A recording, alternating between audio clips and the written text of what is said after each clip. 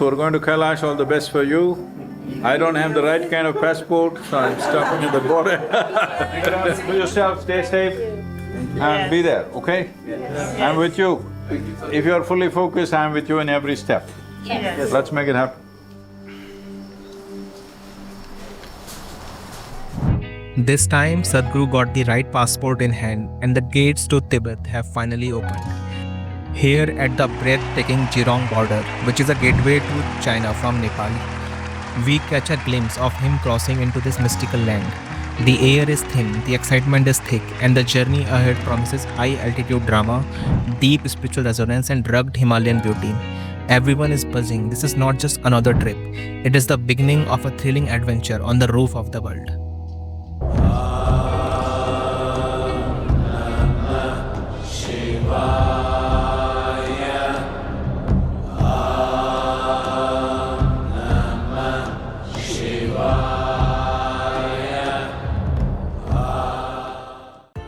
After spending a couple of days in the mystical city of Kathmandu, Sadhguru is back on the road, his compass now pointing north toward his ultimate destination, Mount Kailash.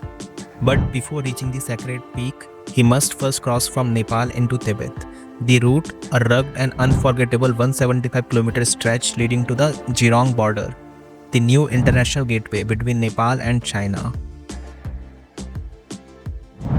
Sadhguru leaves early in the morning, riding into the crisp air as the urban sprawl melts into terraced hillsides and emerald forest. The journey to Jirong typically takes 6 to 7 hours by road, but that is assuming the road behaves. This is no ordinary highway. It is a mountain route that threads through some of the world's youngest and most dramatic terrain. Parts of the road are newly paved, others are gravel, riddled with switchbacks and prone to landslides, especially during the monsoon. At times, it is not just a road, it is an adventure.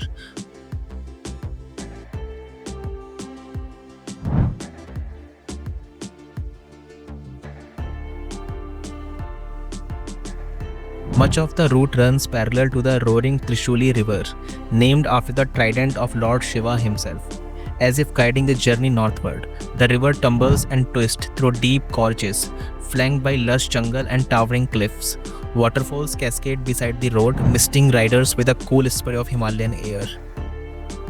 As the road climbs, the Himalayas begin to show their face, wide-tipped, silent and ancient. This stretch of the journey offers a front row seat to the grandeur.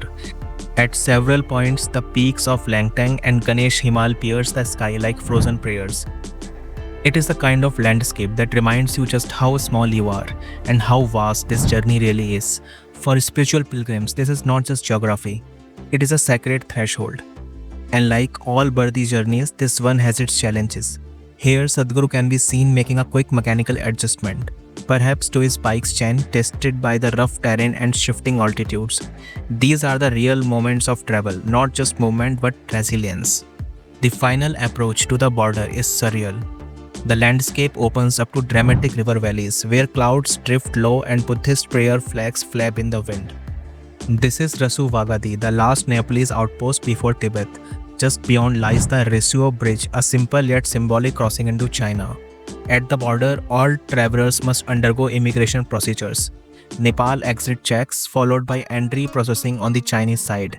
The Jirong port is a relatively new but increasingly vital link. Reopened after the 2015 earthquake closed the previous crossing at Jangmu. Since 2017, it has served as the official route for tourists and pilgrims heading into Tibet. Compared to other border points into the Tibetan plateau, Jirong is unique. At just under 2,800 meters, it offers a gentle altitude climb, giving travelers a better chance to acclimate before moving on to the lofty heights of Mount Kailash or Lhasa.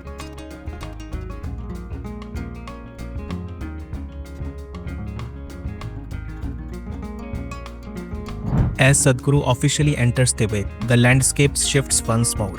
The Jirong Valley, often called the back garden of the Himalayas, is a world apart. Here, subtropical forests blend with alpine scenery.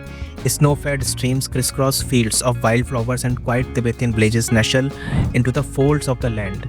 From this point forward, the path leads deeper into the heart of the plateau, towards sacred Kailash, the axis mundi of the world in Hindu, Buddhist, Jain and Bon traditions.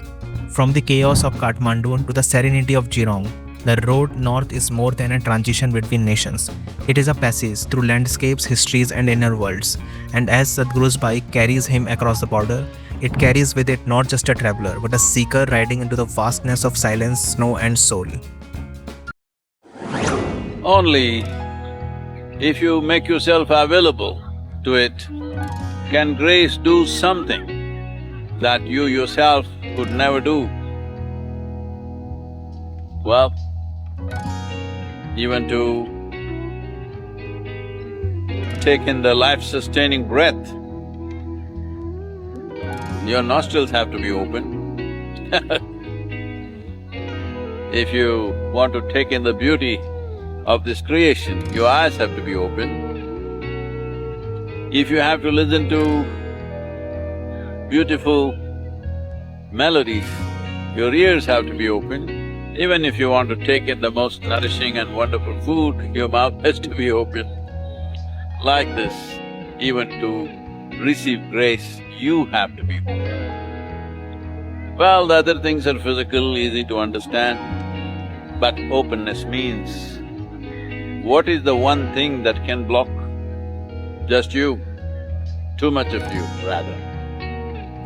Because what you think I am is a complex web of memories, ideas, opinions, philosophies, prejudices, made of things, psychologically made of things, and karmic stuff. You just have to keep this aside, and the bounty of grace is available to you, so that your life shall happen in ways that you cannot imagine possible. Let me tell you my story. At one time I coerced Shiva to come for a deal. You know, this is the art of deal time. And I said, I thought it's a fair deal and said 50-50 partner. He said, no problem, but your legs are so small, you'll take small steps, just sit on my shoulder. I got on his shoulder. Well, now I go only where he goes. 100% is all his.